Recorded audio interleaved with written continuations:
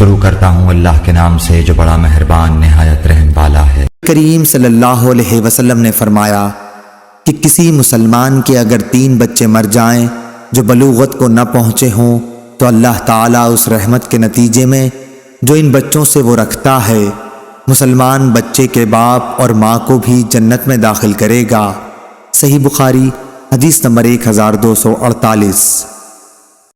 کہ عورتوں نے نبی کریم صلی اللہ علیہ وسلم سے درخواست کی کہ ہمیں بھی نصیحت کرنے کے لیے آپ صلی اللہ علیہ وسلم ایک دن خاص فرما دیجئے۔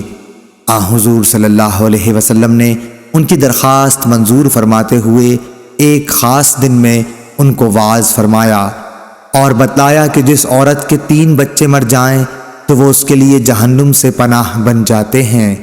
اس پر ایک عورت نے پوچھا حضور اگر کسی کے 2 ہی بچے مریں؟ آپ نے فرمایا کہ 2 بچوں پر بھی۔ صحیح بخاری حدیث نمبر 1249۔ نبی کریم صلی اللہ علیہ وسلم کے حوالے سے حضرت ابو ہریرہ رضی اللہ عنہ نے یہ بھی کہا کہ وہ بچے مراد ہیں جو ابھی بلوغت کو نہ پہنچے ہوں۔ صحیح بخاری حدیث نمبر 1250۔ کہ نبی کریم صلی اللہ علیہ وسلم نے فرمایا کہ کسی کے اگر 3 بچے مر جائیں تو وہ دوزخ میں نہیں جائے گا، اور اگر جائے گا بھی تو صرف قسم پوری کرنے کے لیے۔ ابو عبداللہ امام بخاری رحمہ اللہ فرماتے ہیں قرآن کی آیت یہ ہے تم میں سے ہر ایک کو دوزخ کے اوپر سے گزرنا ہوگا۔ صحیح بخاری حدیث نمبر 1251۔